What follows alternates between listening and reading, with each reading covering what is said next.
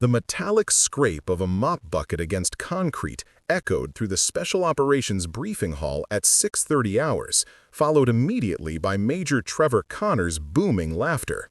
43 operators turned in unison. Morning briefings at this forward operating base were sacred. Classified intelligence, mission parameters, lives hanging on every word. The presence of anyone unnecessary was a violation of protocol, and there she was. 5'5", maybe 132 pounds, dark brown hair pulled back in a simple ponytail. Contractor coveralls, faded blue, with a Secured Solutions LLC patch on the shoulder. She pushed the yellow mop bucket with mechanical precision, eyes down, moving along the perimeter of the room as if the assembly of America's most elite warfighters was merely furniture to navigate around.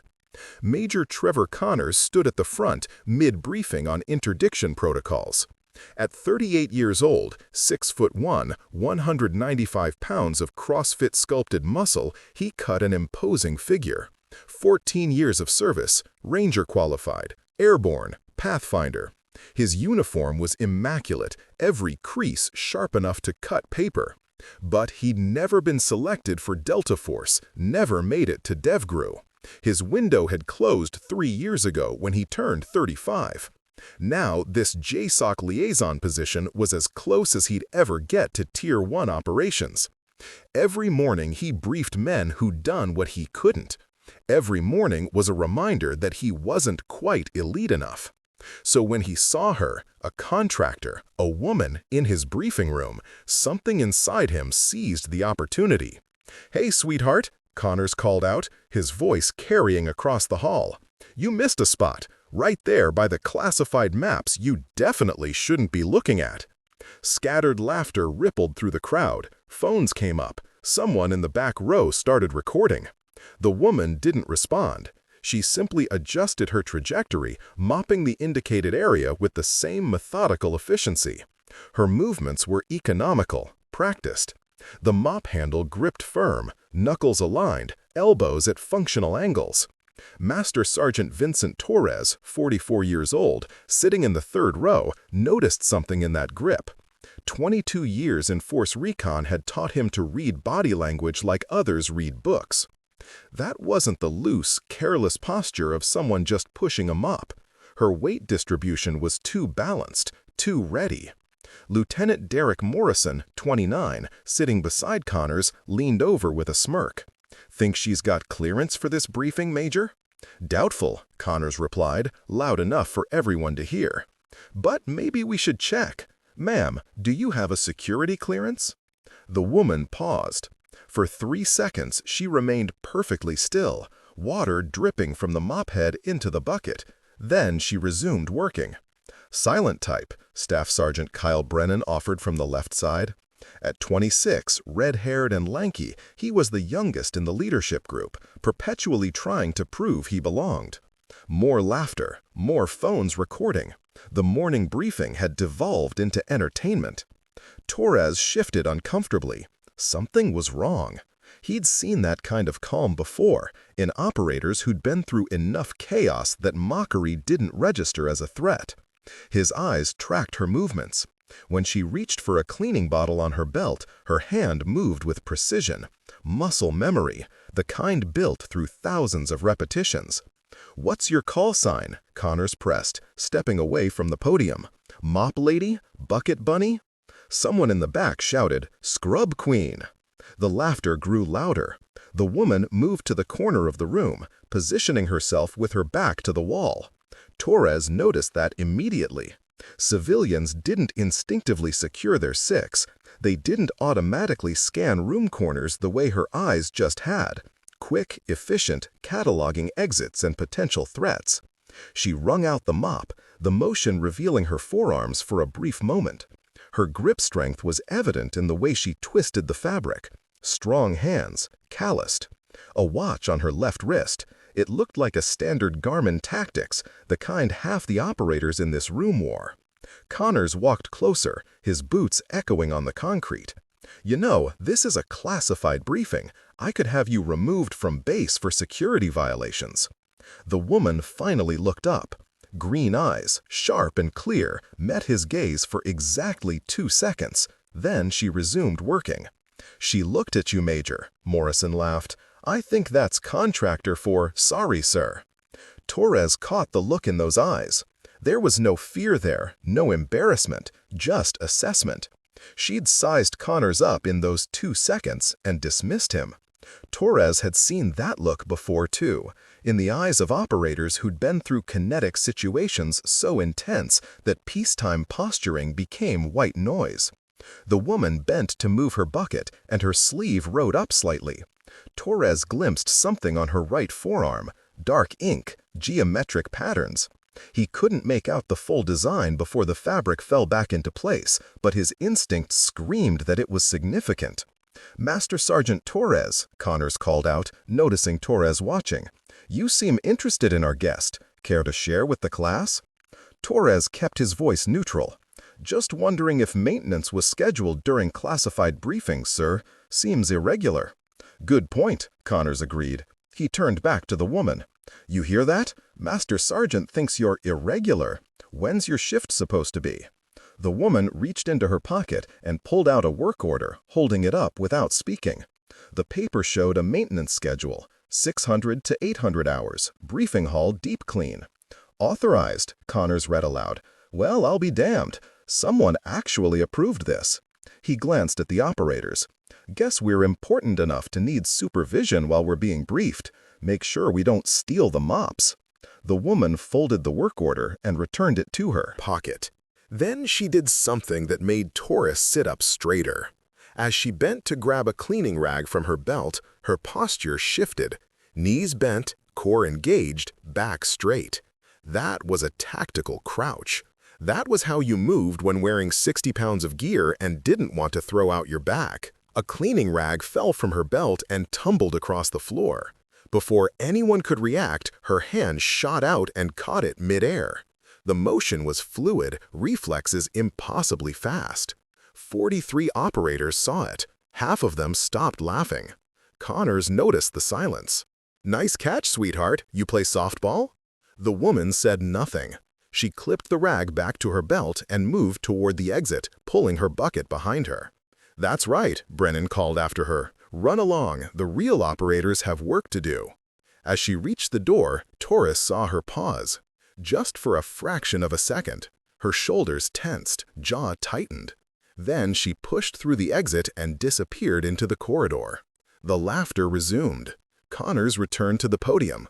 The briefing continued. But Torres couldn't shake the feeling that something significant had just happened. That catch. Reaction time under 0.3 seconds. The way she'd moved, economical, trained. The watch, the grip strength, the tactical awareness.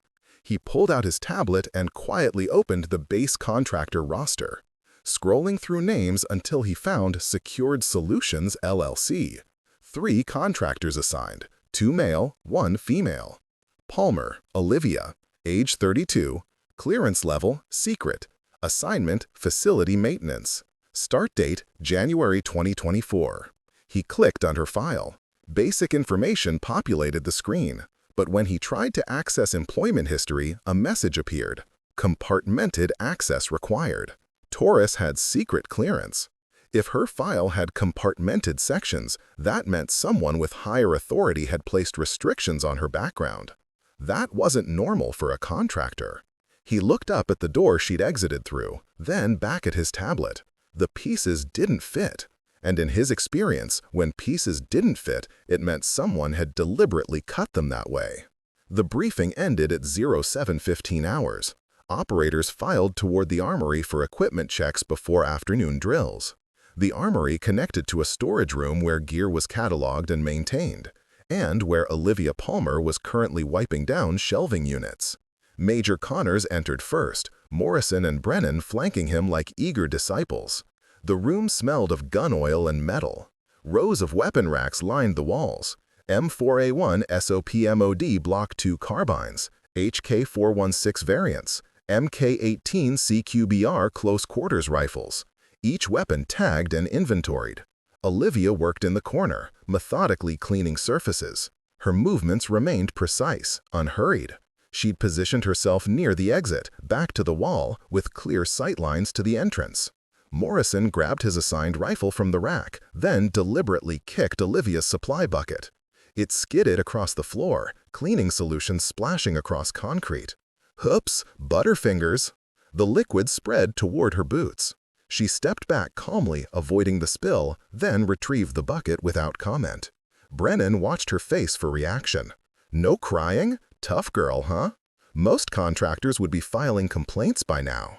Olivia righted the bucket, wrung out her mop, and began cleaning the spilled solution. Her breathing remained even, measured, the kind of respiratory control that came from stress inoculation training. Specialist Jamie Mitchell entered the armory behind them. 23 years old, 5'7", 155 pounds. She was the only female in the current Ranger School graduating class. 3 months on base and still fighting for respect. She saw the spilled bucket, saw the smirks on Morrison and Brennan's faces, and her jaw tightened. "That was deliberate, Lieutenant," Mitchell said quietly. Morrison glanced over his shoulder. "Was it? I didn't notice. Did you notice, Sergeant Brennan?" "Didn't see a thing," Brennan replied, inspecting his rifle. "Accidents happen." Mitchell moved to help gather the scattered cleaning supplies. Connors stepped between them. "Specialist, unless you're assigned to janitorial duty, I suggest you focus on your equipment check." Mitchell hesitated, then complied, but her expression showed exactly what she thought of the situation. Olivia continued working, moving along the weapon racks with a cleaning cloth. As she wiped down surfaces, her eyes tracked each firearm. Her lips moved slightly, as if counting or cataloging. M4A1 SOPMOD Block 2. HK416 with 10-inch Benrel, MK18 CQBR, FN SCAR H, Knight's Armament SR25. The room went silent. Every operator turned. Connors approached slowly. How does a janitor know weapon designations? Olivia gestured to the inventory labels mounted above each rack. "The tags are printed right there, sir, with nomenclature and serial numbers." Morrison squinted at the labels. They did list designations, but in small font, at angles difficult to read from her position. "You've got good eyes for someone just mopping floors." 2020, Lieutenant. Her tone remained flat, professional. Torres entered the armory, immediately sensing the tension. He'd spent the last 30 minutes running searches on Olivia Palmer's background. Every attempt to access detailed employment history hit the same wall: compartmented access restrictions.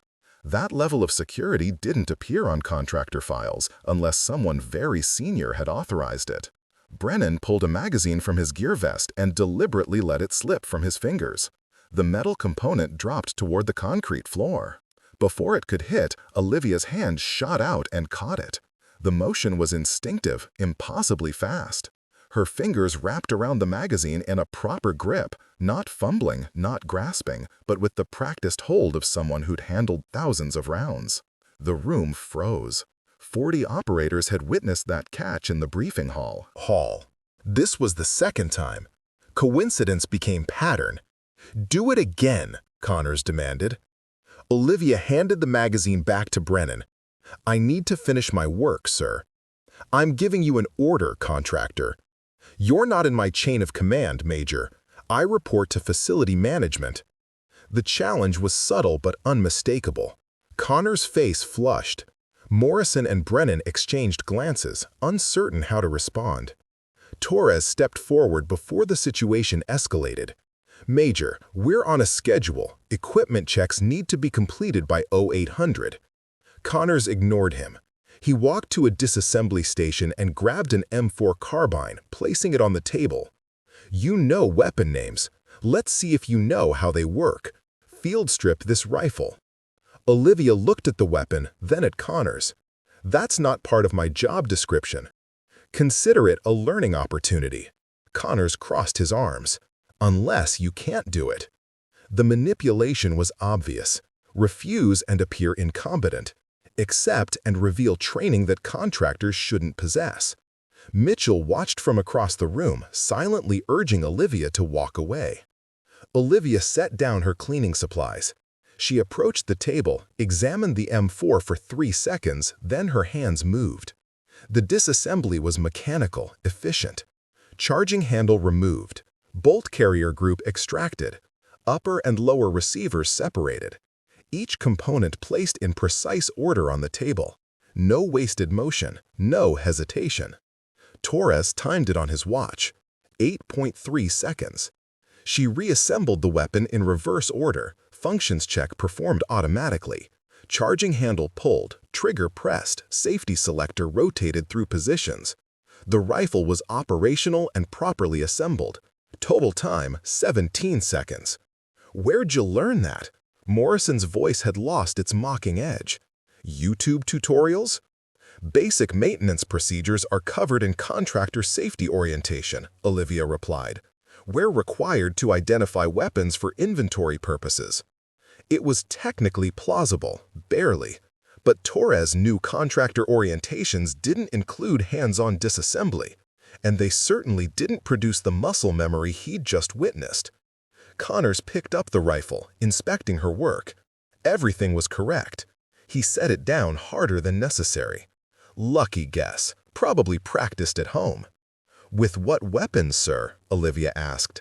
Civilian ownership of M4 carbines is restricted. The logic was airtight. Connors had no response. Torres noticed Olivia's watch as she reached for her cleaning supplies. The face displayed time, GPS coordinates, and what looked like a heart rate monitor. 62 beats per minute. Despite the confrontation, despite being surrounded by hostile operators, her heart rate was lower than most people's resting pulse. That was athletic conditioning combined with stress management training. Before anyone could respond, a notification alert chimed from Mitchell's phone, then Morrison's, then 6 others simultaneously. A message from base command. Mandatory formation at 900 hours, combat training center, full battle rattle. The armory emptied quickly as operators moved to prepare. Torres lingered, watching Olivia return to her cleaning routine as if nothing had happened. "Ma'am," he said quietly, "that was impressive." Olivia didn't look up. "Just following instructions, Master Sergeant." "Those weren't instructions. That was a test." He paused. "And you passed it too easily." She wrung out her mop, the motion revealing her forearm again. Torres caught a better glimpse of the tattoo this time. Dark, geometric patterns, angular designs that looked military in style. Before he could study it further, her sleeve fell back into place. "Permission to continue my work?" she asked. Torres nodded slowly. As he left, he pulled out his tablet again and sent a message to Colonel Rutherford's aide. "Need to discuss contractor clearance levels, possible security concern." Then he added, "or something else entirely." The Combat Training Center sat at the eastern edge of the base, a sprawling complex of firing ranges and tactical courses. By 900 hours, 62 operators had assembled in full gear, plate carriers, helmets, weapons loaded with training ammunition. The mandatory formation had been called for quarterly qualifications, but word of the morning's armory incident had spread. Everyone knew something was brewing. Major Connors stood at the front, flanked by Morrison and Brennan. Olivia Palmer was 50 meters away, cleaning windows on the range office building. She'd been assigned there by facility management, pure coincidence according to the work order. But coincidences on military bases were rare. Torres arrived early, positioning himself where he could observe. He'd spent the last hour trying to reach Colonel Rutherford's office, but the colonel was in meetings until 1100. The message Torres had sent remained unanswered. So he waited and watched. Connors noticed Olivia immediately. His voice carried across the range. "Well, look who's here, our armory expert. Come to learn from professionals?" Olivia continued working, squeegee moving across glass in steady strokes. Morrison nudged Brennan. "Think she can shoot as good as she can clean?" The comment drew laughs from nearby operators. Phones came out again. Whatever was about to happen would be documented. Connors walked toward the range office, his boots crunching on gravel. "Serious question, contractor. You knew those weapon names. You field-stripped that rifle like you'd done it 1,000 times. So here's your chance to prove it wasn't luck." Olivia set down her cleaning equipment. "Prove what, Major? That you're not just pretending to know things you shouldn't?" He gestured toward the firing line. Qualification course. 300 meters, 10 rounds, standard SEAL targets. You up for it? The challenge was public now, 62 witnesses, cameras recording. Olivia could refuse, but the humiliation would follow her across the base. Accept, and she'd either fail publicly or reveal training that would demand explanations. Torres stepped forward quickly. Major, if we're running qualifications, we do it by protocol. I'm range safety officer today. Connors waved dismissively. Fine, set it up, Master Sergeant, standard course. Torres approached Olivia, speaking low enough that only she could hear. Ma'am, you don't have to do this. This is harassment. I can report it. Olivia met his eyes. For the first time, Torres saw something beneath the calm exterior. Not fear, but calculation. She was weighing options, running scenarios. What's the qualification standard, Master Sergeant? 10 rounds, center mass, 300 meters. SEAL standard is 18 seconds total, including target acquisition. And if someone beats that standard? Torres studied her face. Then they're operating at Tier 1 level, Special Mission Unit qualification. She nodded slowly. Set it up. Torres walked to the armory window and retrieved an M4 carbine, this one with iron sights and a full magazine of training rounds. He inspected it carefully. Connors had a reputation for subtle sabotage. The bolt catch was loose, the rear sights slightly misaligned, and the firing pin showed wear. Not enough to fail completely, but enough to affect accuracy and timing. He brought the weapon to the firing line. Connors was already announcing to the crowd.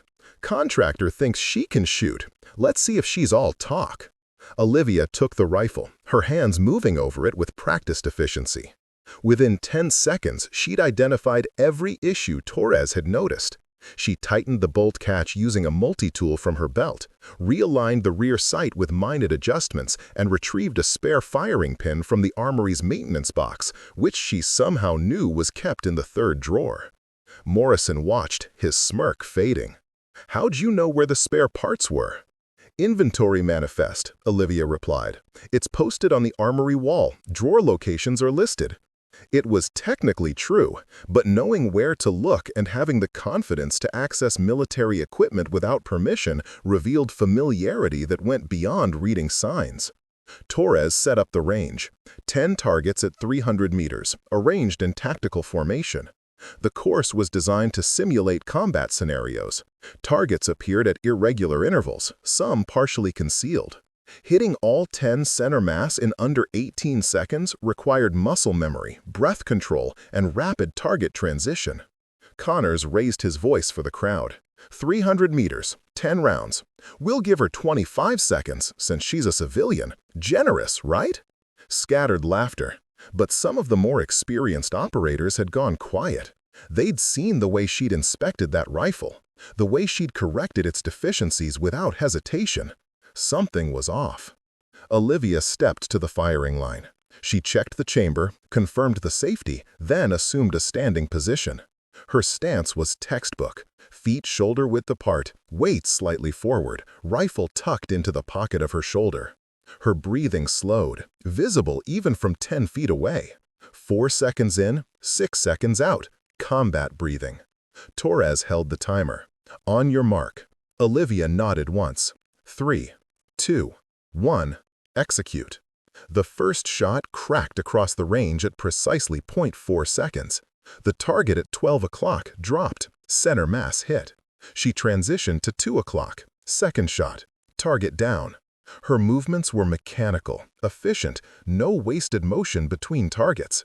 Exhale, squeeze, transition. Exhale, squeeze, transition. Torres watched the timer. 5 seconds, 6 targets down. The crowd had gone completely silent. Morrison's phone trembled slightly as he recorded. Target 7 at 9 o'clock, partially concealed behind a barrier. Olivia adjusted her aim 2 degrees left, compensating for wind that most shooters wouldn't have noticed. Shot. Target down. 9 seconds. 8 targets down. Target 9 was mobile, a pneumatic mover, simulating a running enemy. She led it by 18 inches, accounting for speed and distance. Shot. Target down. 10.7 seconds, 9 targets down. The final target was at maximum range, 300 meters exactly, positioned to require elevation adjustment. Olivia shifted her stance slightly, raised the rifle 3 degrees, controlled her breathing, and fired. 11.4 seconds, 10 targets down. Torres's thumb hit the timer stop button. He stared at the display, then at Olivia, then back at the display. "Time," Connors demanded. Torres's voice was steady but quiet. 11.4 seconds, 10 hits confirmed. The number hung in the air. SEAL qualification standard was 18 seconds. She'd beaten it by nearly 7 seconds. That wasn't amateur shooting. That wasn't even standard military qualification. That was special operations level performance. Connor's face went pale. Check the targets. They can't all be center mass. 2 junior operators jogged downrange with spotting scopes. They examined each target, measuring shot placement. When they returned, the senior one reported 10 hits, center mass grouping under 4 inches on all targets. The mobile target was hit at full extension. The 300-meter shot is dead center. Morrison lowered his phone. Brennan took a step back. Mitchell stood frozen, eyes wide. Connors recovered quickly, his voice sharp with anger. Lucky, beginner's luck, or she's been practicing. Torres stepped forward. "Major, that performance exceeds SEAL standards. It matches DevGru qualification metrics. Then she cheated somehow. I verified the rifle myself. You watched her shoot. There's no cheating that performance." Torres turned to Olivia. "Ma'am, where did you learn to shoot like that?" "I practiced, Master Sergeant." "Where?" "Civilian ranges, private instruction." It was plausible, barely. But Torres had trained with Delta operators, Force Recon Marines, and SEAL Team 6 members. He knew what Tier 1 shooting looked like. And he just watched it from a contractor in coveralls. Connors wasn't done. "Fine, she can shoot. Let's see if she can move. CQB course, live ammunition, hostage scenario. If she's really trained, she can handle dynamic entry." Torres objected immediately. "Major, that course is restricted to qualified operators. Insurance regulations? She's got secret clearance according to her file. That's sufficient." Connors pointed at Olivia. "Unless you want to admit you got lucky and walk away." The trap was obvious. Refuse and validate his claims of luck. Accept and risk exposure or failure in a scenario that required years of training. Olivia looked at the CQB facility, a specially built structure simulating urban combat environments. Then she looked at Torres. "What's the course record, Master Sergeant?" Torres hesitated. 23 seconds. Held by a DevGru operator. Set it up. The close-quarters battle facility was a concrete maze designed to break conventional thinking. 4 interconnected rooms, multiple entry points, movable walls that created unpredictable angles. Hostile targets mixed with civilian cutouts. In the center room, a hostage mannequin sat zip-tied to a chair. The scenario was simple. Clear all hostiles, extract the hostage, don't hit civilians. Do it in under 30 seconds or fail. Torres walked Olivia through the safety brief, his voice low. "Ma'am, this is advanced tactical training. Operators spend months preparing for this course. If you're not comfortable, I'm comfortable, Master Sergeant." She accepted the M4 he handed her, checking the chamber with practiced efficiency. Live ammunition. 20 rounds loaded. The crowd had swelled to over 70 personnel. Word had spread across the base. The contractor who'd shot like a Tier 1 operator was about to attempt a course that made seasoned infantry nervous. Connors stood beside the course entrance, arms crossed. Standard rules. Shoot a civilian target, automatic failure. Miss a hostile, automatic failure. Time limit, 30 seconds. Questions? Olivia shook her head. She removed her contractor jacket, revealing a plain gray shirt underneath. As she moved, her right forearm became fully visible. Torres saw the tattoo clearly now. A trident, crossed arrows, geometric patterns that looked distinctly military. The design was unfamiliar, but the style screamed special operations. Morrison noticed it too, nudging Brennan and pointing. Neither recognized the insignia, but both understood ink like that wasn't acquired at civilian parlors. Olivia approached the entrance, a heavy steel door marked with faded paint. She tested the handle, smooth action, well-maintained hinges. Her eyes tracked the doorframe, noting the angle of entry, calculating sightlines before she'd even stepped inside. Torres positioned himself at the control station with a stopwatch and camera monitor showing all 4 rooms. "On your signal, ma'am." Olivia took 3 deep breaths. Her heart rate, visible on Torres's biometric monitor from her watch signal, dropped to 58 beats per minute. "Combat calm. Execute," she said quietly. Torres hit the timer. Olivia opened the door and flowed through it like water. The term was specific.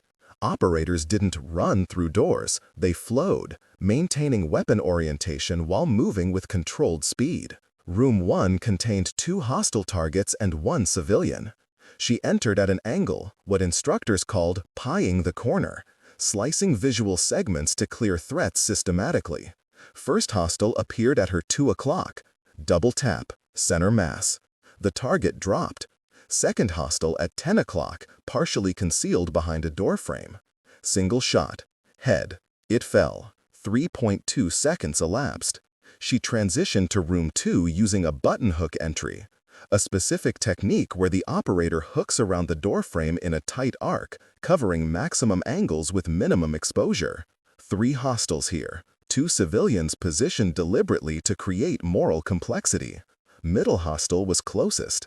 She engaged while moving, 2 rounds center mass. Left hostile raised a simulated weapon. She fired while transitioning, hitting the head box. Right hostile was behind a civilian cutout. She adjusted her angle 7 degrees and fired through a 3-inch gap between the civilian's shoulder and the wall. Target down. 8.9 seconds. Torres watched the monitors, his expression shifting from concern to disbelief. Those weren't lucky shots. That was rehearsed tactical movement, the kind developed through hundreds of repetitions in kill houses. Room 3 was the complexity test. 5 targets, 3 civilians, low light conditions. Olivia entered and immediately activated the weapon-mounted flashlight she'd somehow known was attached to the rail. The beam cut through darkness, illuminating targets in rapid succession. She engaged threats with precision fire, 2 rounds each, controlled pairs that balanced speed with accuracy. She sidestepped a civilian cutout without breaking stride, fired around another, and put 3 rounds into a hostile positioned in a doorway designed to simulate shooting through limited exposure. 14.6 seconds. Room 4 contained the hostile situation. 1 hostile stood directly behind the mannequin, using it as a human shield. 2 more hostiles flanked the room at wide angles. Olivia entered and instantly assessed the geometry. She engaged the flanking targets first, standard doctrine, eliminate mobile threats before static ones. Left target dropped, right target dropped. Then she addressed the hostage situation. The hostile's head was positioned 6 inches above the mannequin's shoulder, a difficult shot requiring precise elevation control at 12 feet. She fired once. The target's head snapped back. The hostage remained untouched. She moved to the mannequin, simulated cutting the zip ties with her multi-tool, and physically guided it toward the exit. The scenario required extract confirmation, actually moving the hostile to safety, not just clearing threats. Eats. 22.8 seconds. Torres stopped the timer as Olivia emerged with the mannequin. The display read 22.8 seconds. She'd beaten the course record by 0.2 of a second. The record set by a DevGru operator with 8 years of specialized training. The crowd stood motionless. Morrison's phone had stopped recording. His hand had gone limp. Brennan's mouth hung open. Mitchell had tears streaming down her face, though she couldn't explain why. Connors broke the silence. "Check every target. I want shot placement verified." 4 operators entered the facility with measuring equipment. They spent 3 minutes examining each target. When they emerged, the senior one reported to Torres. All hostiles neutralized. Clean hits. No civilian targets struck. The hostile shield shot entered the hostile's cranial vault at a 47-degree angle. Surgical precision, Master Sergeant. Torres turned to Olivia. She was breathing normally. Heart rate already returned to resting levels. No adrenaline dump. No stress indicators. She'd just completed one of the most demanding tactical courses in special operations training and looked like she'd finished a light jog. "Ma'am," Torres said carefully, "that was Tier 1 operational performance. Civilian training doesn't produce those results. Private instruction doesn't teach button hook entries or pieing techniques. Those are classified tactical procedures." Olivia handed the rifle back. "I'm a fast learner, Master Sergeant." "Nobody learns that fast." Before she could respond, Connors stepped between them. His face was red, veins visible in his neck. "She's got stolen valor written all over her. Probably watched YouTube videos, memorized some moves. It's all simulation anyway. Let's see how she handles medical scenarios, real trauma situations." Torres objected immediately. "Major, we've established she has advanced training. Pushing further is necessary," Connors interrupted. "Medical drill, simulated sucking chest wound, traumatic amputation, airway obstruction. She fails that, we know she's faking everything else." It was desperation talking. Connors had backed himself into a corner and was lashing out. But the challenge was public, and Olivia had accepted every test so far. "Set it up," she said. 10 minutes later, a medical mannequin lay on a table in the training facility. The scenario parameters were displayed on a monitor. Combat situation, mass casualty event, single responder.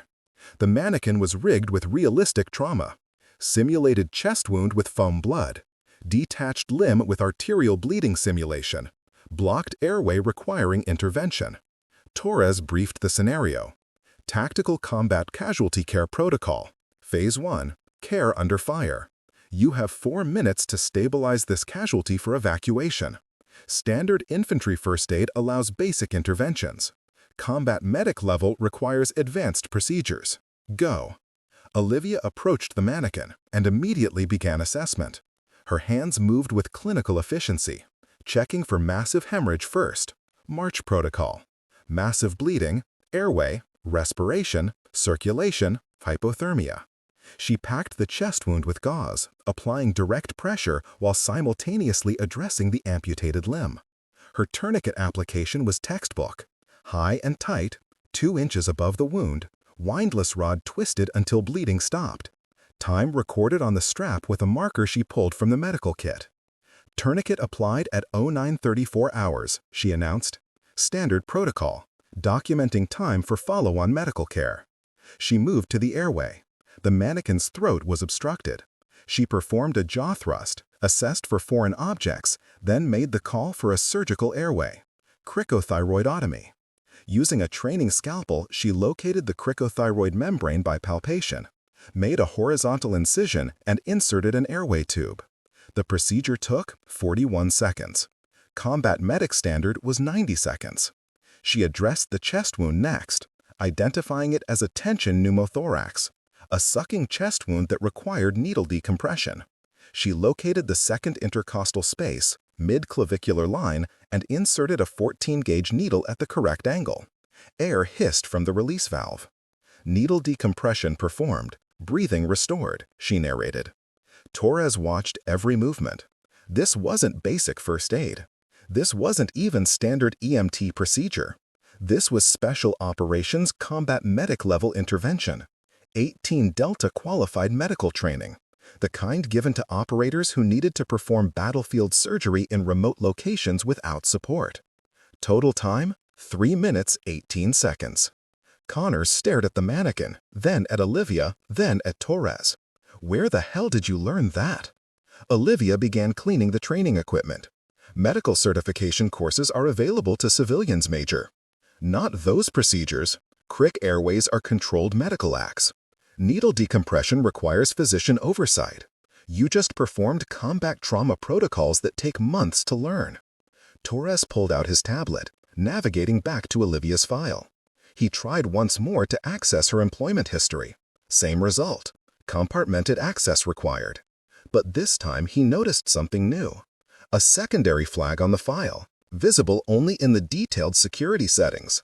Prior Service Indicator, Classification Level TSSCI.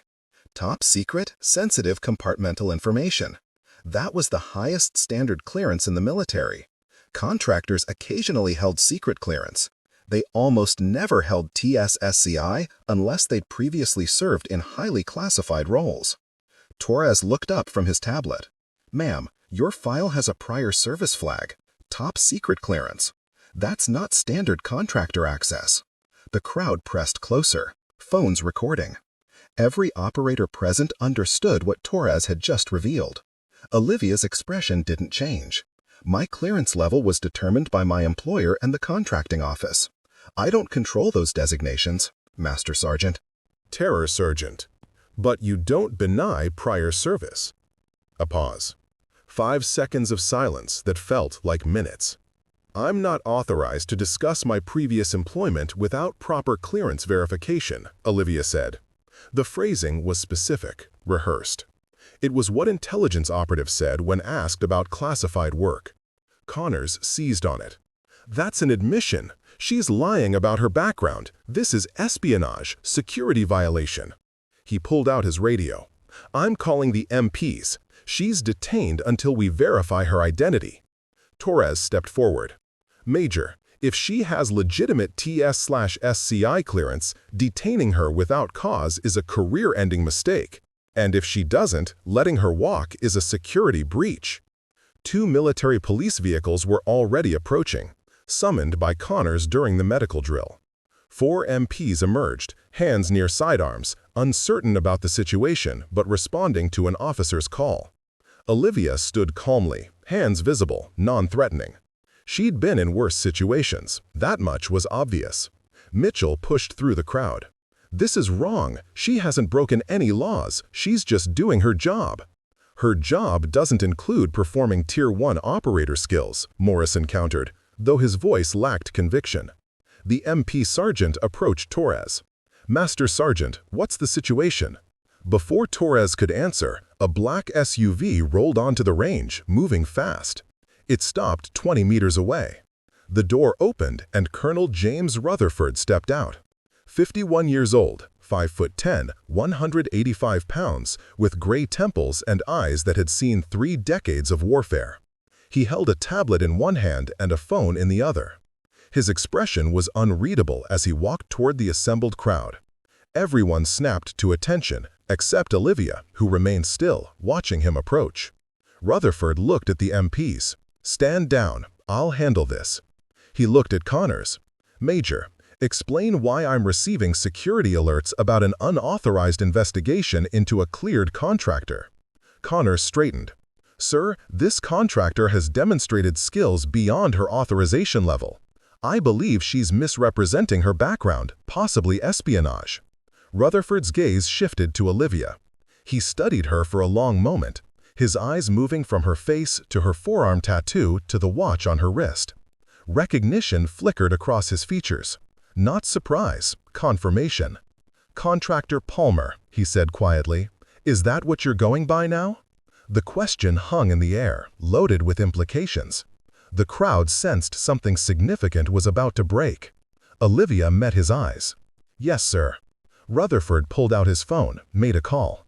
The conversation was brief, inaudible to the crowd. When he hung up, his posture had changed. More rigid, more formal. He turned to face the assembled operators. "Clear the range.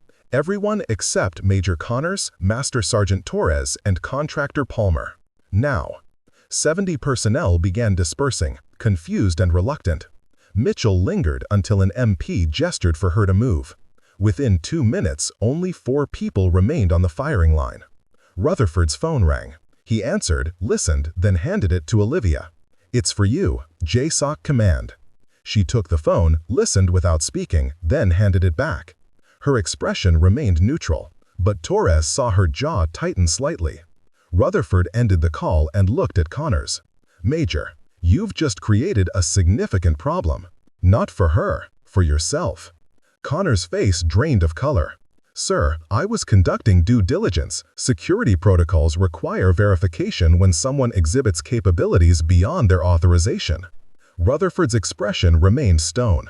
You were conducting harassment, Major. There's a difference. He gestured toward the facility building.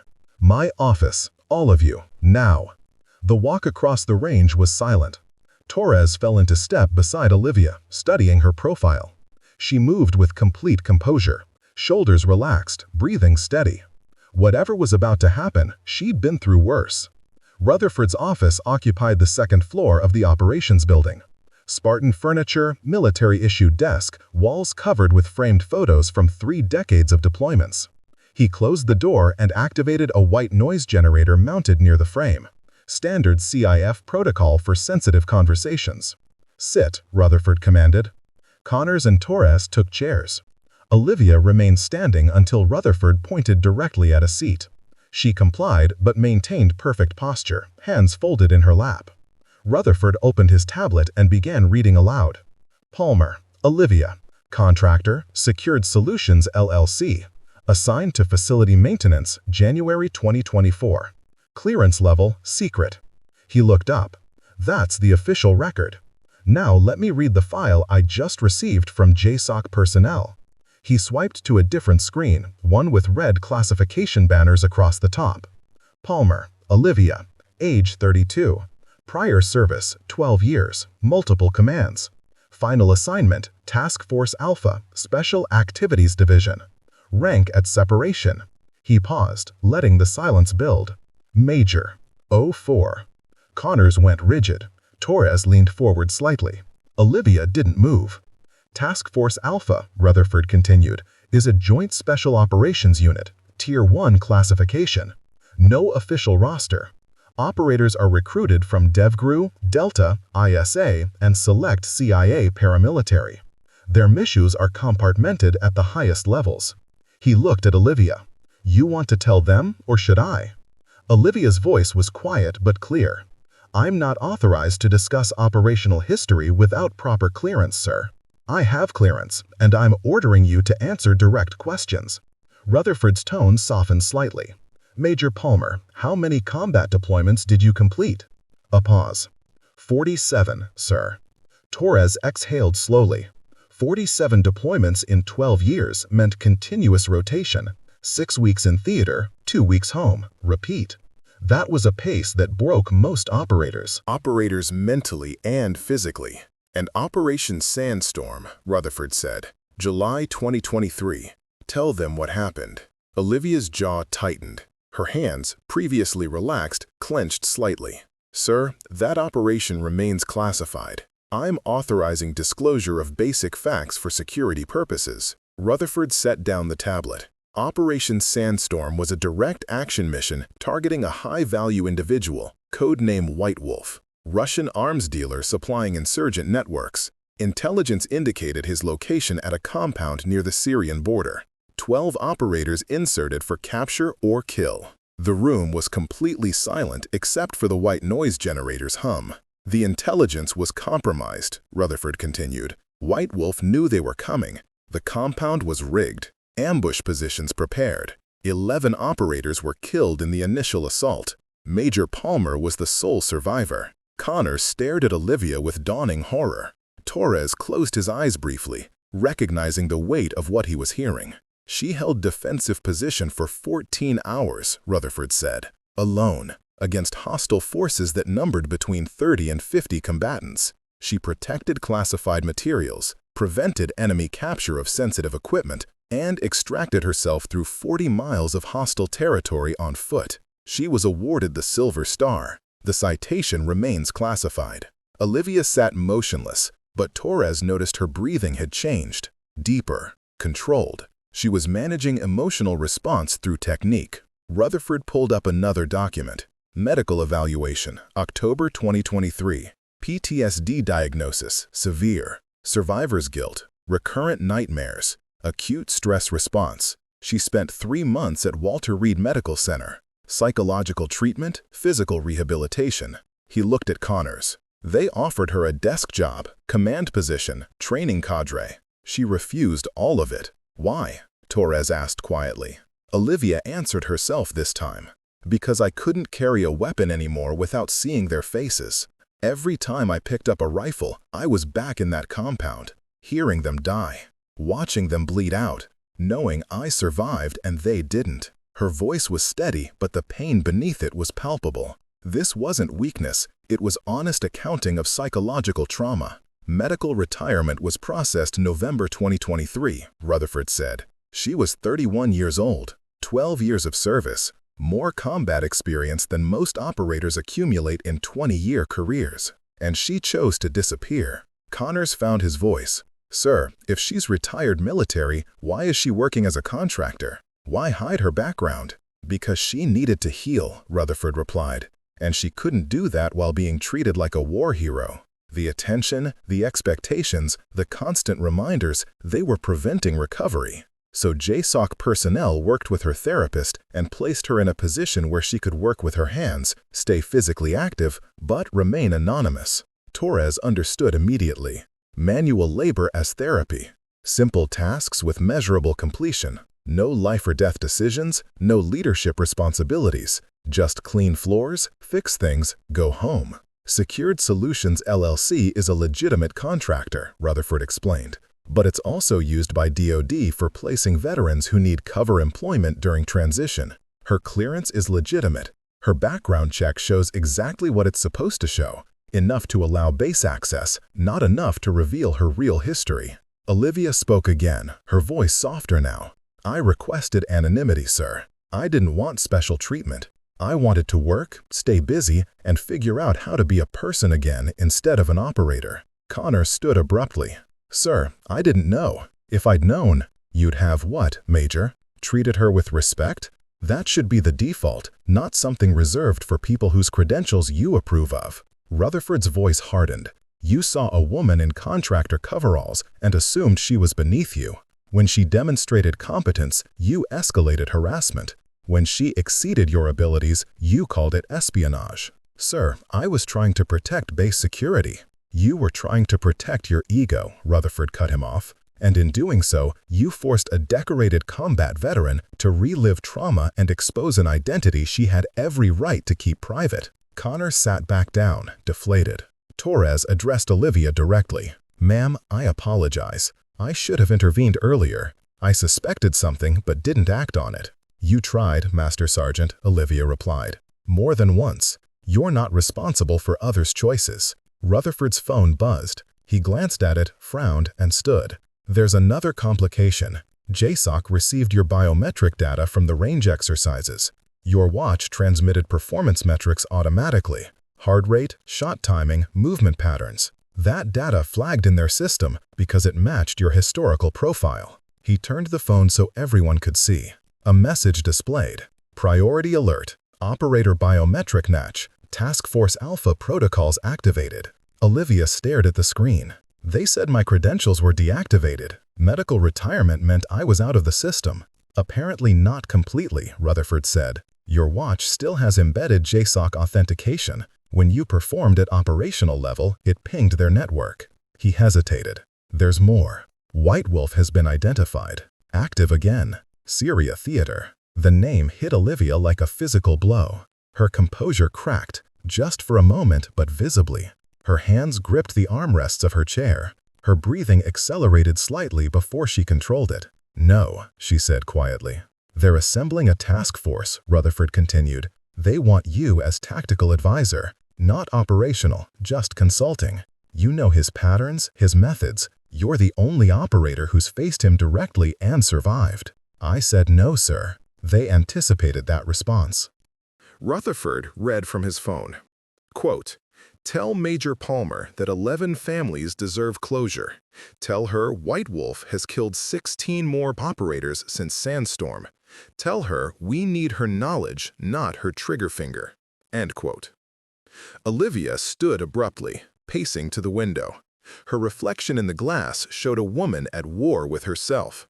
Torres saw it clearly. Duty versus self-preservation. Obligation to the dead versus the need to stay mentally intact. I can't go back, she said finally. I'm not that person anymore. They're not asking you to be, Rutherford replied gently. They're asking you to share what you know. Brief the team, provide tactical analysis, then walk away. Silence filled the room. 30 seconds passed. Finally, Olivia turned from the window. "If I agree to consult, I do it from here. I don't deploy, I don't carry weapons. I provide information and nothing else." Rutherford nodded. "I'll communicate your terms." He made a call, speaking quietly with someone at JSOC headquarters. The conversation lasted 2 minutes. When he hung up, he looked at Olivia. "Accepted. You'll brief the team via secure video conference initially. If they need you in person, it'll be at a secure facility stateside, not downrange." Olivia sat back down, exhaling slowly. "When?" 72 hours. They're pulling the team together now." Rutherford turned to Connors. "Major, you're dismissed. Report to my office at 800 tomorrow. We'll discuss your conduct and appropriate consequences." Connors stood, his face ashen. "Yes, sir." He glanced at Olivia. "Ma'am, I'm sorry. Truly." Olivia didn't respond. Connors left, closing the door quietly behind him. Torres remained seated. "Sir, what happens now?" "Now?" Rutherford looked at Olivia. "Now Major Palmer decides if she wants to maintain her cover or step back into the light. Either choice has consequences." Olivia stood, her posture straightening. For the first time since Torres had met her, she looked like what she truly was. A combat veteran, a leader, an operator who'd survived the unsurvivable. "I'll maintain cover for now," she said. "But I need access to classified briefing facilities. I can't consult on White Wolf from a mop closet." Rutherford almost smiled. "Understood. I'll arrange secure workspace. Temporary duty orders will be processed to legitimize your presence in restricted areas." Torres stood as well. "Ma'am, permission to assist with logistics and security during your consultation work." Olivia studied him. "Why, Master Sergeant?" "Because you tried to stay hidden and my base exposed you. That's on us. Least we can do is provide support while you're helping down the person who killed your team." She nodded once. "Granted." Rutherford walked them to the door. As they stepped into the corridor, he called after Olivia. "Major Palmer, for what it's worth, taking 8 months to try to heal doesn't make you weak. It makes you human. Don't forget that." Olivia paused, her back still turned. "Respectfully, sir, being human is what got my team killed. I forgot that once. I won't make the same mistake twice." She walked away, leaving Torres and Rutherford standing in the hallway, both understanding that the real battle, the one inside her head, was far from over. Word spread across the base like wildfire. By 1400 hours, every operator, technician, and administrative staffer knew that the contractor they'd dismissed was actually Major Olivia Palmer, Task Force Alpha, Silver Star recipient, sole survivor of Operation Sandstorm. The story grew with each retelling, some accurate, some embellished, all carrying the same undertone of shame. Rutherford called a mandatory formation at 1600 hours. The entire base population assembled in the main briefing hall, the same room where Olivia had been mopping floors 12 hours earlier. This time, she stood at the front beside Rutherford, no longer in coveralls, but in a simple tactical shirt and cargo pants. No uniform, no rank insignia, but her posture alone communicated authority. Rutherford addressed the crowd. "At 6:30 this morning, many of you witnessed or participated in the harassment of a base contractor. What you didn't know, what you had no way of knowing, was that contractor's true background." He gestured toward Olivia. "Major Olivia Palmer served 12 years in special operations, 47 combat deployments. Task Force Alpha, a unit so classified most of you don't have clearance to know it exists." The hall was silent. Mitchell stood in the front row, tears already forming. Morrison and Brennan were toward the back, heads down. Connors was absent, confined to quarters pending disciplinary review. "Major Palmer requested anonymous placement here as part of her medical recovery," Rutherford continued. "She had every right to that anonymity. Instead, she was mocked, tested, and ultimately forced to reveal an identity she'd chosen to keep private. This failure is institutional. It reflects on all of us. He let that settle before continuing. I'm issuing a base-wide directive effective immediately. All personnel, regardless of rank or position, will be treated with baseline respect. Contractor, civilian, junior enlisted, it doesn't matter. Harassment will result in Article 15 proceedings minimum, dishonorable discharge maximum. Torres stood at attention near the side wall, watching Olivia's face. She remained expressionless, but he noticed her hands, clasped behind her back, knuckles white. She didn't want to be here, didn't want the attention, the apologies, the inevitable hero worship. She'd fought for 8 months to escape this exact situation. Rutherford concluded, Major Palmer has agreed to provide tactical consultation for an active operation. During her time here, she'll have access to all necessary facilities and personnel. You'll extend her the professional courtesy she's earned. Dismissed. The formation broke. Operators filed out slowly, many glancing at Olivia as they passed. Some nodded respectfully. Others couldn't meet her eyes. Mitchell approached directly. Yes, stopping 3 feet away. Ma'am, I'm Specialist Jamie Mitchell. I just want to... Her voice cracked. I'm sorry. I should have done more to stop them. Olivia studied the younger woman. 23 years old, fresh from Ranger School. Still believing the military operated on merit and fairness. You did what you could, Specialist. You spoke up when others stayed silent. That takes courage. It wasn't enough. It never feels like enough, Olivia replied. But it matters. Don't let today teach you to stay quiet. The military needs people who speak up. Mitchell nodded, wiping her eyes, and stepped aside. Morrison approached next, his usual confidence replaced with visible discomfort. Ma'am, Lieutenant Derek Morrison, I owe you an apology. My behavior was unprofessional and cruel. There's no excuse. Olivia's expression hardened slightly. You're right, Lieutenant. There isn't an excuse. You saw someone you perceived as vulnerable and decided that made them a target. That's not unprofessional. It's cowardice. Morrison flinched, but held his ground. Yes, ma'am. I understand if you want to file formal complaints. I don't want your career. I want you to be better. Olivia's voice was cold but controlled. You're a SEAL. You've earned that trident. Start acting like it means something. Yes, ma'am. Morrison retreated, shoulders hunched. Brennan was next, looking younger than his 26 years. Staff Sergeant Kyle Brennan, ma'am. I was trying to fit in. I know that's not an excuse. You're correct. It's not, Olivia interrupted. You're 26 years old, Sergeant. Old enough to know that fitting in doesn't require cruelty. You have 2 choices now. Learn from this, or let it define you. I suggest the former. Brennan nodded quickly and left. Torres waited until the hall had mostly cleared before approaching. Ma'am, how do you want to handle workspace setup? Rutherford authorized Eschive access for your consultation. Minimal footprint, Olivia replied. I don't need an office. Just secure terminal access and a quiet room for video conferences. Understood. I'll have something ready by 1800 hours. Torres hesitated. Ma'am, permission to speak candidly? Granted. You didn't want any of this. The recognition, the attention, the mission recall. If you need someone to run interference while you're working, I'm available. Olivia's expression softened fractionally. Thank you, Master Sergeant. I'll take you up on that. At 1900 hours, Olivia sat in a small Skype room, staring at a blank monitor. The secure video conference with JSOC was scheduled for 2000 hours. She had 60 minutes to prepare mentally for a conversation she'd spent 8 months avoiding. Torres knocked and entered with a tablet.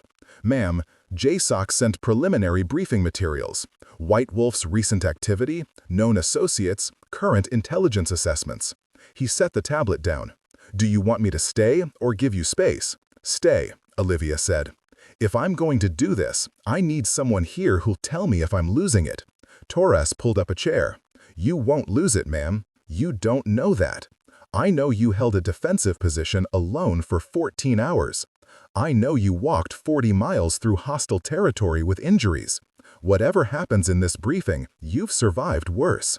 Olivia opened the tablet and began reading. The first file contained surveillance photos of White Wolf, real name Alexei Volkov, 47 years old, former Spetsnaz, current arms dealer with connections to Russian intelligence. Seeing his face again triggered immediate physiological response. Her heart rate spiked. Her hands trembled slightly. She forced herself to breathe through it. 4 seconds in, 6 seconds out.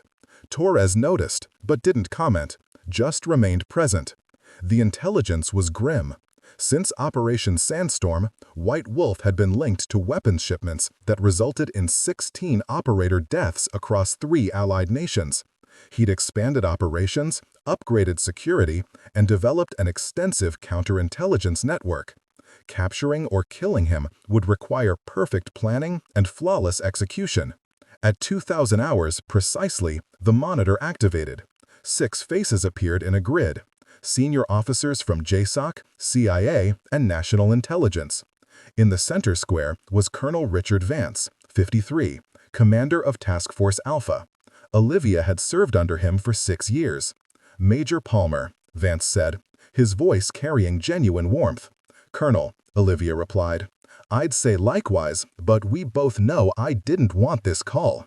Understood, but we need your help. Vance pulled up a tactical map. White Wolf is operating from a compound in eastern Syria. Similar setup to the Sandstorm target. Fortified, multiple defensive positions, civilian cover.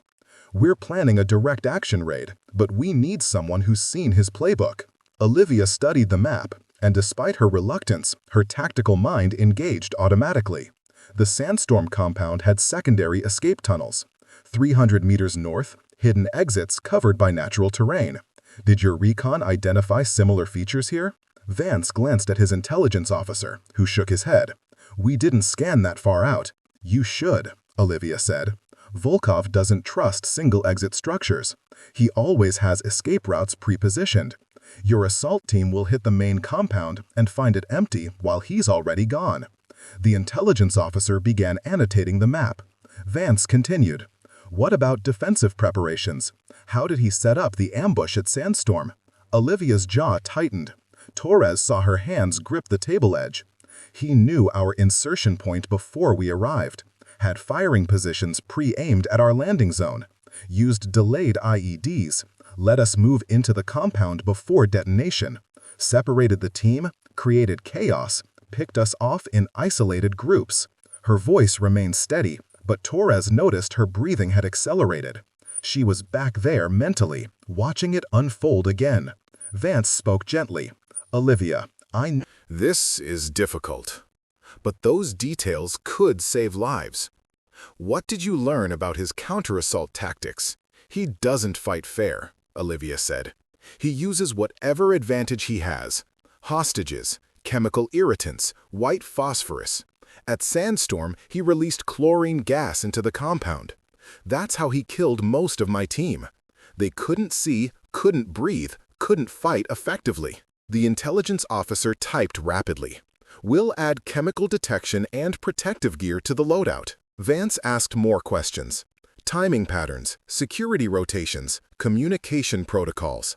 Olivia answered each one with mechanical precision, her operational knowledge overriding emotional resistance. 40 minutes into the briefing, she'd provided more actionable intelligence than months of surveillance had produced. Finally, Vance leaned back. Olivia, this has been invaluable. I know what I'm about to ask is difficult, but we need you on site for final mission planning. Not deploying, just at our staging facility. The team needs to hear this directly, ask follow-up questions, walk through scenarios. Olivia closed her eyes. Colonel, I can't. You can. You're doing it right now. This is a video call. Being in a room with a strike team, planning a raid, preparing men to go after the person who killed my entire unit. Her voice cracked slightly. That's different. Torres spoke up. Colonel, permission to interject. Major Palmer has provided substantial intelligence already. Requesting additional in-person consultation seems excessive. Vance studied Torres through the screen. And you are? Master Sergeant Vincent Torres, Force Recon, currently assigned to this FOB. I'm providing security support for Major Palmer during her consultation. Understood, Master Sergeant. But this isn't a request I'm making lightly. Vance addressed Olivia again. 16 operators have died because we couldn't get to Volkov. 16 families are living what you've lived. If there's any chance your presence during mission planning saves even one life, isn't that worth the discomfort? Olivia opened her eyes, and Torres saw the conflict there. Duty versus self-preservation. The survivor's burden of knowledge that could prevent other deaths. 1 week, she said finally. I'll come to your staging facility for 1 week. I provide intelligence, I brief the team, then I'm gone. And I'm not stepping foot in the operations center during the actual mission. I can't watch another team go downrange because of intelligence I provided. Agreed, Vance said. We'll arrange transport. Thank you, Olivia. Truly. The screen went dark. Olivia sat motionless, staring at the blank monitor. Torres waited, giving her space to process. I thought I was done, she said quietly. 8 months of therapy, medication, working through the guilt. I thought I'd finally separated myself from that life. You can't separate from who you are, ma'am. You're an operator. That doesn't stop because you retire. It should. She stood, her watch suddenly glowing bright blue. Both of them looked down at it. The screen displayed a message neither had seen before. Task Force Alpha, Priority Alpha, credentials reactivated, immediate response authorized. Olivia stared at the display. They reactivated my access. After 8 months, they just turned it back on. Torres understood the implications. Her watch wasn't just a fitness tracker. It was a classified JSOC communication device linked to operational networks, capable of receiving real-time mission data. By reactivating it, Command had effectively brought her back into the fold whether she wanted it or not. They need you, Torres said simply. Needing me and having the right to pull me back are different things. But even as she spoke, Olivia was checking the watch's functions. Encrypted messaging, GPS, biometric authentication, muscle memory from years of operations. She looked at Torres. When do I leave? Transport is arranged for 0600 tomorrow. Rutherford authorized my accompaniment as security liaison if you want company. Olivia considered, then nodded. I'd appreciate that, Master Sergeant. Having someone present who isn't directly connected to the operation might help maintain perspective. They left the SkyF together. Outside, the base had quieted for evening hours. As they walked toward the barracks, Olivia spoke again. Torres, can I ask you something? Of course, ma'am. Do you think the dead would want this? Want me going after Volkov? Torres was quiet for a few steps. Ma'am, I think the dead would want you to live. Whatever that looks like for you. If helping catch Volkov is part of that, fine. If it's not, that's fine too. You don't owe them revenge. You owe them memory. And you're carrying that every day, regardless. Olivia stopped walking, looking up at the night sky. Thank you, Master Sergeant, for being honest. Always, ma'am. They reached the barracks. Tomorrow would bring new challenges, old ghosts, and the beginning of a mission neither of them could have anticipated 12 hours ago. But tonight, for just a moment, Olivia Palmer allowed herself to believe that maybe, she was strong enough to face what came next. The C-130 transport touched down at the staging facility at 14:30 hours. The location was classified, somewhere in the continental United States, surrounded by dense forest and restricted airspace. Olivia and Torres descended the ramp into overcast afternoon light. A black SUV waited on the tarmac, engine running. Colonel Vance emerged from the vehicle. He approached Olivia directly, extending his hand. Major Palmer, thank you for coming. Olivia shook his hand briefly. Let's be clear, Colonel. I'm here to provide information, not to rejoin the unit. When this week ends, I'm gone. Understood. Vance gestured toward the SUV. We've prepared workspace for you. Private quarters, access to all relevant intelligence. The strike team arrives tomorrow morning for your brief. They drove through 2 security checkpoints before reaching the main compound.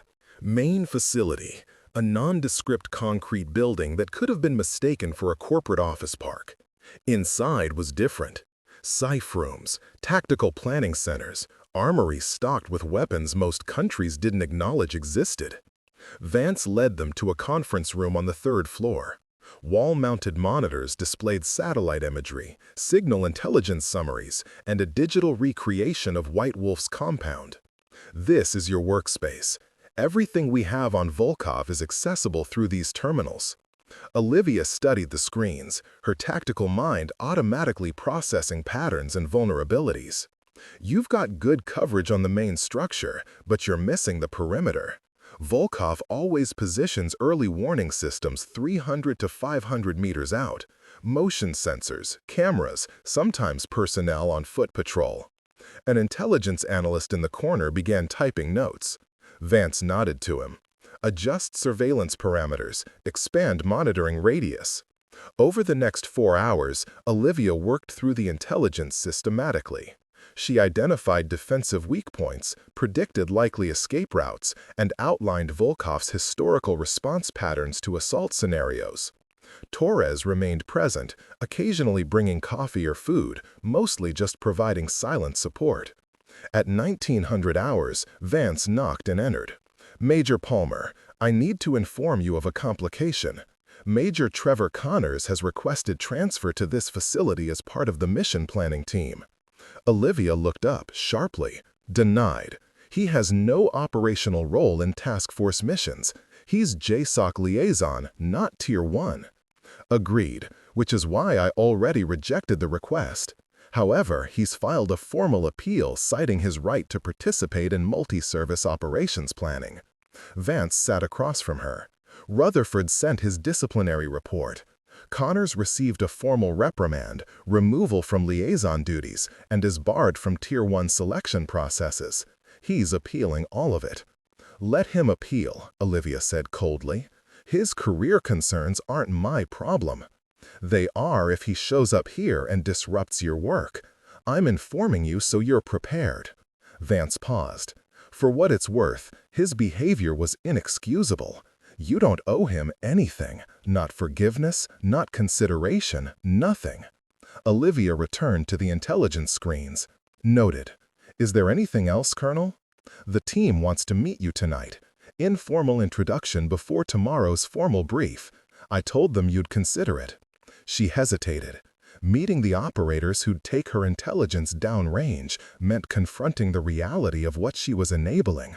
Another team, another mission, another chance for catastrophic failure. How many on the strike team? 12. Same size as Sandstorm. The number hit like a physical blow. 12 operators. Just like before. Olivia closed her eyes briefly, forcing herself to compartmentalize. Fine, 1 hour. I'll meet them. At 2000 hours, Olivia entered a recreation room where the strike team had gathered. 12 faces turned toward her. Men between 28 and 42 years old. Average height 6 feet. Average weight 190 pounds. All carrying the quiet confidence of elite operators. They stood when she entered. The team leader approached first. Ma'am, Lieutenant Commander Jason Briggs, DevGru. I'll be leading the assault element. It's an honor to meet you. Olivia shook his hand. Commander, I'm here to provide intelligence, not inspiration. Let's keep expectations realistic. Briggs smiled slightly. Understood, ma'am. The team just wants to hear your experiences directly. Reading reports is different from talking to someone who's faced the target. For the next 90 minutes, Olivia answered questions. The operators were professional, focused, asking tactical rather than personal questions. What were Volkov's communication patterns? How did he position security forces? What weapon systems did he favor? She answered each query with precision, her operational knowledge overriding emotional resistance. One operator, a younger SEAL named Petty Officer Marcus Reed, asked the question others had avoided. Ma'am, what happened when the ambush was sprung? How did you survive when others didn't? The room went silent. Olivia looked at Reed, 28 years old, probably on his second or third deployment, still young enough to believe skill alone determined survival. I survived because I was lucky, Petty Officer. My position happened to have cover when the IEDs detonated. My teammates weren't as fortunate. Survival in that scenario wasn't about skill, it was about geometry and chance. But you held position for 14 hours. Because I had no choice. Extraction wasn't possible, surrender wasn't acceptable, and dying without completing the mission would have made their deaths meaningless. Her voice remained steady. You want tactical lessons? Fine, here's one. When everything goes wrong, your training will carry you for the first 30 minutes. After that, it's pure will. You survive because quitting isn't an option, not because you're better than the person who died. Reed nodded slowly, the romanticism in his expression replaced with sober understanding. Briggs stood. Ma'am, we appreciate your honesty. We'll see you at the formal brief tomorrow, 800 hours. The team filed out, each operator nodding respectfully as they passed. Torres, who'd been observing from the doorway, approached. You handled that well, ma'am. I told them the truth. Whether they heard it is different. Olivia walked to the window overlooking the dark forest. 12 operators, Torres, same number as Sandstorm. If this mission fails the same way, it won't. You're giving them intelligence we didn't have last time. You're identifying vulnerabilities Volkov doesn't know you've seen. That assumes he hasn't adapted. Volkov learns from every encounter. He knew our tactics at Sandstorm because someone told him. What if he has the same advantage now? Torres had no answer for that. The possibility of Other intelligence compromise was real and terrifying. The next morning, Olivia stood before the full mission planning staff, 18 personnel including the strike team, support elements, intelligence analysts, and command staff. She spent 3 hours walking through every detail of Volkov's operations, from his morning routines to his escape protocols. At 1100 hours, Colonel Vance called a break. As the room cleared, Morrison entered. He'd flown in overnight, somehow securing authorization despite Vance's rejection. He approached Olivia directly. Ma'am, Lieutenant Morrison, I know I'm not supposed to be here, but I need to speak with you. Olivia's expression hardened. You need to leave, Lieutenant. I'm being reassigned, admin duty, stateside. My SEAL career is effectively over. His voice carried genuine distress. I'm not asking you to fix that. I just need you to know I understand what I did. I saw someone I thought was weak and decided that made them a target. That was cowardice, and I own it. Good, you should own it. Olivia gathered her briefing materials. Your career consequences aren't my concern. What concerns me is whether you'll carry that lesson forward or just resent me for exposing your character. Morrison flinched, but held her gaze. I deserve that. For what it's worth, watching you brief this team, seeing the respect these operators show you, it's made me reconsider everything I thought about what makes someone worthy of respect. Actions make people worthy, Lieutenant. Not rank, not gender, not credentials. What you do when no one's watching, how you treat people who can't benefit you, that's character. You failed that test. Whether you pass it next time is up to you. Morrison nodded slowly. Thank you for saying that, ma'am. I won't waste the lesson. He left. Torres, who'd observed the exchange, approached. Think he meant it? Doesn't matter what I think. Matters what he does. Olivia returned to the briefing screens. People apologize when they face consequences. The real test is whether they change when consequences aren't watching. That afternoon, Brennan arrived with a similar appeal. His meeting was shorter. Olivia told him the same things she'd told Morrison, emphasizing that at 26 years old, he had time to become better, but only if he chose to actively work toward it. By evening, Olivia had briefed every element of the operation. The strike team had tactical plans, contingency protocols, and more intelligence on Volkov than any previous mission had possessed. Vance approached as she was packing up her materials. Major Palmer, the team is as prepared as they can be. Mission launch is in 48 hours. You fulfilled your obligation. If you want to leave now, I'll arrange transport. Olivia looked at the mission timeline displayed on the wall. 48 hours until 12 operators would fly into hostile territory based on intelligence she'd provided. I'll stay until they launch. After that, I'm gone. Fair enough. Vance hesitated. Olivia, I know this has been hell for you. Reopening wounds, reliving trauma, preparing another team to face the same threat. But you've given these men a fighting chance they wouldn't have had otherwise. That matters. It'll matter if they come home alive, Olivia replied. If they don't, it's just another set of names I'll carry. The next 2 days passed in focused preparation. Olivia remained available for questions, refining details, adjusting plans based on new intelligence. She watched the team train, saw their cohesion and competence, and tried to convince herself it would be enough. On the final evening before launch, Mitchell appeared at Olivia's quarters. The young specialist had traveled from the FOB specifically to see her. "Ma'am, I heard you were here. I wanted to thank you before you left." "Thank me for what, specialist?" "For showing me what real strength looks like. I've spent 3 months at that base trying to prove I belonged by being tougher, harder, more aggressive than the men.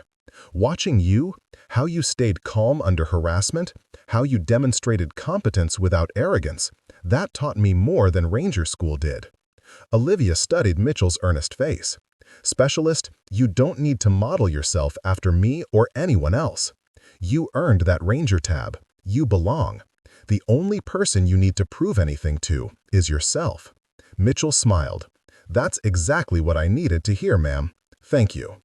After Mitchell left, Torres entered with final mission updates. "Strike team is wheels up at 0400. Vance is offering you space in the operations center to monitor the mission." Declined. "I told him I wouldn't watch." Olivia stared at her reactivated watch, which now displayed real-time mission status updates. "But I can't turn this off. I'll know when they launch, when they hit the target, when they extract. I'll know if it goes wrong." "Then you won't be alone," Torres said. "I'll stay with you, however long it takes." At 400 hours, Olivia's watch displayed Mission Launch, Strike Element Airborne. She sat in her quarters, Torres beside her, both monitoring updates without speaking. The insertion would take 4 hours. The assault, if successful, would last 30 minutes. Extraction would take another 3 hours. 7.5 hours of waiting to learn if she'd sent 12 more operators to their deaths. Torres made coffee. Olivia stared at the wall. Neither spoke much. There was nothing to say that would make the waiting easier. At 887 hours, her watch vibrated. Target compound breached. Engagement initiated. Olivia's heart rate spiked. Torres saw her hands tremble slightly. They waited. At 912 hours, package secured. White Wolf in custody. All personnel accounted for. Olivia read the message 3 times before believing it. All personnel accounted for. No casualties. Volkov captured. The mission she'd briefed, the intelligence she'd provided, had worked. 12 operators were coming home. She stood abruptly and walked to the bathroom, closing the door. Torres heard muffled sounds. Crying, he thought, or maybe just released tension. He waited. When she emerged 10 minutes later, her eyes were red, but her composure was restored. "They got him," she said simply. "They got him," Torres confirmed. Olivia sat down heavily. 11 families get closure now. 16 others, too. Volkov won't kill anyone else. Because of you, ma'am, your intelligence made this possible." She shook her head. "Their skill made it possible. I just gave them information. They did the hard part." At 1200 hours, Vance called.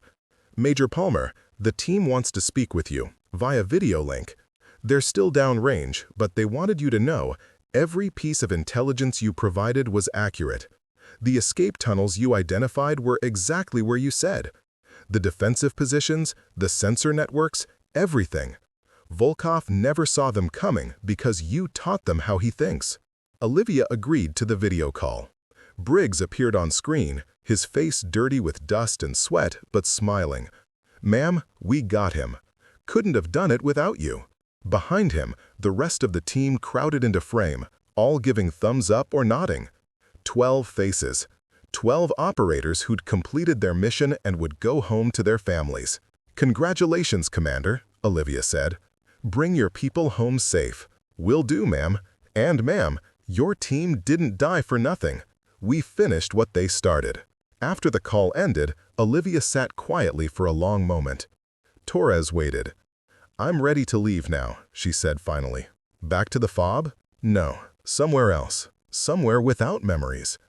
She looked at Torres. "I think I'm done running from this. Done hiding.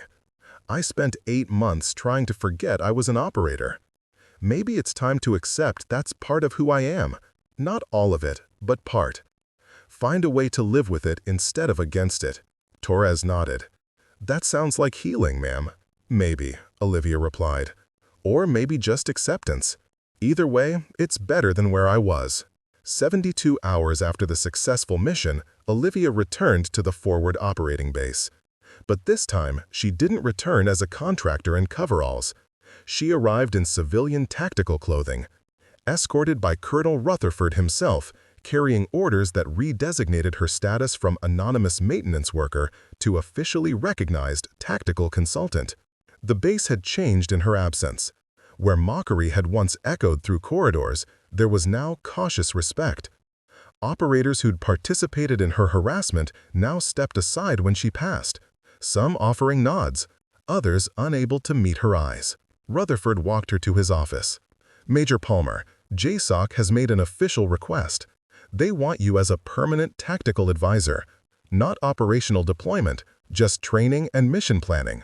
You'd work remotely, consult on operations when needed, mentor junior operators. Base salary, full benefits, no field requirements." Olivia sat across from him. "I appreciate the offer, Colonel, but I'm not ready for permanent anything. What I am ready for is something in between hiding and fully returning." "What does that look like?" "Contract position. Part-time. I'll consult on missions when requested, but I also need space to continue working through recovery. Maybe teach some classes here. Tactical analysis, survivor mindset, threat assessment. Things I can do without carrying a weapon." Rutherford considered. "I can arrange that. Hybrid role. You maintain contractor status for flexibility, but with official recognition of your background. You'd have base access, training authorization, and the ability to decline assignments if they conflict with your health needs." "That works," Olivia agreed. "And I want one more thing. I want to talk to the junior enlisted personnel, the Mitchells of this base who are trying to prove themselves. Share what I've learned about respect, capability, and the cost of military service." "Approved. I'll schedule seminars starting next week." Rutherford stood, extending his hand. "Welcome back, Major Palmer. On your terms this time." That evening, Olivia returned to the same briefing hall where her exposure had begun. This time, she stood at the podium by choice, addressing 43 junior operators and support staff. Mitchell sat in the front row, notepad ready. Torres stood near the back, observing. "I'm Major Olivia Palmer," she began. "Some of you know that now. A week ago, you knew me as the contractor who mopped these floors. The difference between those two identities taught this base an important lesson about assumptions." She clicked to the first slide, a photo of her Task Force Alpha team before Operation Sandstorm. 12 faces, all smiling, all confident. These were my teammates. 11 of them died because intelligence was compromised and our enemy was prepared. I survived through luck, not skill. That's the first lesson. Survival doesn't always correlate with competence, and death doesn't indicate failure. The room was silent. Every person present understood they were receiving knowledge earned through profound trauma. "The second lesson is about respect," Olivia continued. "This base judged me based on appearance, my job, my gender, my rank as a contractor. When I demonstrated capability, that judgment shifted. But respect shouldn't require proof. Every person on this base deserves baseline dignity regardless of what they can do or who they've been." Mitchell raised her hand. "Ma'am, how do you deal with people who won't give that respect, who judge you before you've proven anything?" "You prove it anyway, specialist. Not for them, for yourself. You already earned your place here through Ranger School. Anyone who questions that is revealing their own insecurity, not your inadequacy. Olivia paused. But here's the harder truth. Proving yourself doesn't guarantee respect. Sometimes people will hate you for succeeding. You can't control that. You can only control whether you let their judgment define your self-worth. For 90 minutes, Olivia shared tactical knowledge mixed with personal experience. She discussed survivor's guilt, PTSD, the challenge of transitioning from operational life to civilian existence. She was honest about her ongoing struggles, the nightmares at 0300 hours, the hypervigilance in public spaces, the difficulty trusting that she deserved to survive when others hadn't. When she finished, the room erupted in applause, not the polite acknowledgement of a completed briefing, but genuine appreciation. Torres saw several operators wiping their eyes. Mitchell was openly crying. After the crowd dispersed, Morrison approached hesitantly. He'd returned to base that morning following his reassignment processing. "Ma'am, that was powerful. Thank you for sharing that." Olivia studied him. "Lieutenant, what will you do with your administrative assignment?" "I'll do it with integrity, ma'am. I've spent 2 days thinking about what you said, that actions define character. My actions for the past 3 months were cruel and cowardly. I can't undo that, but I can choose better going forward." "Then do so. Not because I'm watching, but because you deserve to be better than you were." She turned to leave, then paused. "Morrison, one more thing. If you encounter another situation where someone's being harassed, speak up. Use what you learned from being the aggressor to recognize and stop it in others. That's how you earn redemption, by protecting the next person who'd otherwise be targeted." Morrison straightened. "Yes, ma'am, I will." Over the next week, Olivia established her new routine. Mornings were spent in the base gym, maintaining physical fitness that no longer served combat purposes but helped manage stress. Afternoons involved consultation work, reviewing mission plans, analyzing threat assessments, providing tactical input via secure channels. Evenings were for teaching. She led 3 seminars that week, each packed beyond capacity with personnel hungry for her insights. Torres became her unofficial chief of staff, managing schedules, screening requests, ensuring she had space to maintain boundaries. Their partnership was professional but genuine. He understood what she needed without being told. She trusted his judgment without reservation. On the 6th day, Connors appeared at her temporary office. He'd been reassigned to a logistics position at a different base, but had returned to collect personal effects. He knocked on her open door. "Major Palmer, may I have a moment?" Olivia gestured to a chair. "Make it brief, Major." Connors sat, looking diminished without his previous arrogance. "Ma'am, I've been meeting with the base chaplain, working through why I behaved the way I did. The conclusion isn't flattering. I was threatened by competence I couldn't match, so I attacked someone I perceived as unable to retaliate. I'm aware of your motivations, Major. What do you want from me?" "Nothing, ma'am. I just wanted you to know I'm getting help, real help. And I'm being honest with myself about the insecurity that drove my cruelty. You were right. I spent 14 years trying to prove I belonged among Tier 1 operators. When I failed, I couldn't accept it. So I found someone to feel superior to." He stood. "I don't expect forgiveness. I just wanted you to know I'm not making excuses anymore." Olivia remained seated, her expression neutral. "Major Connors, I hope you find what you're looking for. I hope you become the officer your rank implies you should be. But that journey is yours to make. I can't validate it, accelerate it, or absolve you.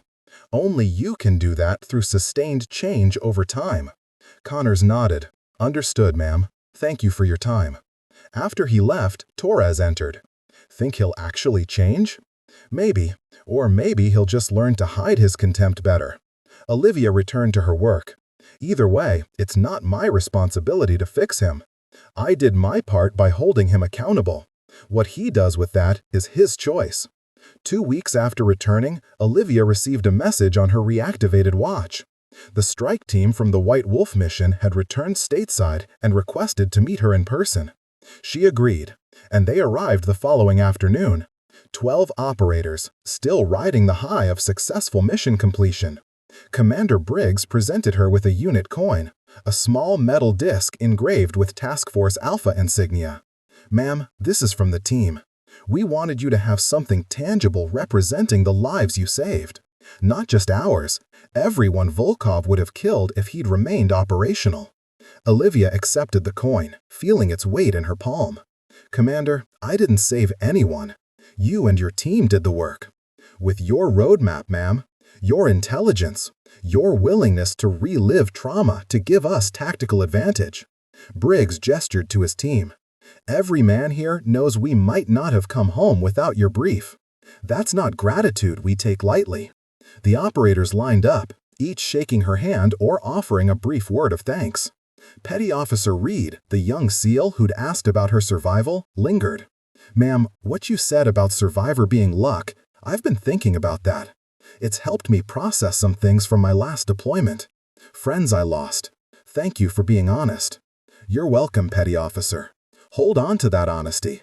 It'll serve you better than false narratives about heroism and invincibility." After the team departed, Olivia walked to the base perimeter, a section of fence overlooking empty desert. Torres found her there 20 minutes later, staring at the horizon. "You all right, ma'am?" "I don't know," she admitted. 2 weeks ago, I was convinced my operational life was over, that I'd spend the rest of my days avoiding anything that reminded me of what I'd lost. Now I'm consulting on missions, teaching classes, accepting gratitude from operators who completed objectives my team couldn't. Is that bad? It's confusing. I thought healing meant leaving this world behind, but maybe healing means finding a way to exist within it that doesn't destroy me." Destroy me. She turned to face him. "I'm still broken, Torres. Still have nightmares, still second-guess every decision that contributed to Sandstorm's failure. But maybe I can be broken and useful simultaneously. Ma'am, permission to speak candidly? Always. You're not broken. You're wounded. There's a difference. Broken things can't function. Wounded things adapt, compensate, find new ways to operate. You've done that. You're doing it now." Olivia smiled slightly, the first genuine smile Torres had seen from her. "When did you become a philosopher, Master Sergeant?" 22 years of service teaches you a few things, ma'am." That evening, Olivia sat in her quarters and opened her laptop. She began typing, a letter to the families of her fallen teammates. Not apologies or explanations, just acknowledgement. She told them about White Wolf's capture, about the mission their loved ones had begun and another team had finished. She told them their sacrifice hadn't been meaningless, that justice had finally arrived, and that she would carry their memory until her last breath. She sent 11 emails, then closed the laptop and cried for the first time since returning. Not the suppressed tears of trauma, but the cathartic release of someone finally allowing themselves to grieve. 3 days later, responses began arriving. Some families thanked her. Others expressed anger that she'd survived while their loved ones hadn't. One simply said, "He would be proud you're still fighting." Olivia read each message multiple times, accepting both the gratitude and the resentment as valid responses to impossible loss. At the end of her 3rd week back, Colonel Rutherford called her to his office. "Major Palmer, I have news. The families of your Sandstorm teammates have requested a memorial service. They want you there. It's scheduled for next month at Arlington." Olivia's chest tightened. "I can't, sir. Facing them in person. You can, and I think you should. Not because you owe them your presence, but because you deserve closure too. You've carried their loss alone for over a year. Let their families see you, thank you, share their grief with you." She stared at the floor. "What if they blame me? Some might, but most will see what I see. A survivor doing everything possible to honor the dead by living with purpose." Rutherford slid a folder across his desk. "Flight authorization is approved if you choose to go. Torres has volunteered to accompany you." Olivia opened the folder, seeing travel orders, ceremony details, and a list of attendees. 11 families. Dozens of people whose lives had been shattered by the same event that shattered hers. "I'll think about it, sir. That's all I ask." A week later, Olivia made her decision. She would attend the memorial. She would face the families, accept their reactions, whatever they might be, and finally allow herself to grieve publicly rather than alone in the darkness of 0300-hour nightmares. The night before her departure, she stood in the briefing hall one final time. The room was empty, lights dim. She walked to where she'd been mopping floors a month earlier, remembering the humiliation, the mockery, the moment everything changed. Torres entered quietly. "Ready for tomorrow, ma'am?" "No, but I'm going anyway." She looked around the hall. "Strange to think this place saw both my lowest point and the beginning of whatever comes next." Not strange. Transformation usually starts in uncomfortable places. They stood in silence for a moment. Then Olivia's watch vibrated. Another mission request from JSOC. Tactical analysis needed for an operation in East Africa. She could decline. Her hybrid arrangement gave her that authority. But she read the brief, assessed the request, and responded, "I'll have preliminary analysis by Monday." Torres raised an eyebrow. "Taking more work already? It's what I'm good at, and the alternative is sitting alone with my thoughts." She smiled slightly. "Besides, if I can help prevent another sandstorm for another team, isn't that worth the discomfort? As long as you're doing it by choice, not obligation." "I am. For the first time in over a year, I'm choosing this. Not running from it, not being forced into it, but actively choosing to use what I know to help others." Olivia walked toward the exit, Torres following. "That's not healing exactly, but it's movement. And movement is better than paralysis." They stepped into the cool evening air. Above them, stars filled the desert sky. The same stars that had witnessed her survival, her hiding, her exposure, and now her tentative steps towards something resembling peace. Her watch glowed softly, displaying mission data, communication channels, and the persistent reminder that Task Force Alpha exists whether she acknowledged it or not. She didn't turn it off. Instead, she checked the messages, made notes for her Monday analysis, and allowed herself to be what she'd always been, an operator, wounded but functional, carrying the dead while serving the living. Tomorrow she'd fly to Arlington. Next week she'll provide tactical consultation. The week after, she'll teach another class of junior operators about respect, capability, and the cost of service. None of it would erase what she'd lost or fully heal what had broken. But it was a life built from fragments, held together by purpose, witnessed by those who'd learned not to underestimate the quiet woman who'd survived the unsurvivable. In the distance, the base lights flickered against darkness. Olivia watched them for a moment, then turned toward her quarters. Torres walked beside her, silent support in human form, and together they moved forward into whatever tomorrow demanded. The Major had been underestimated. Then her watch had glowed with a Task Force Alpha code, and now, finally, she was learning to live with both identities.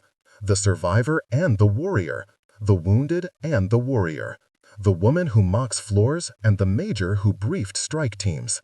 Not healed, not whole, but moving forward. And for now, that was enough.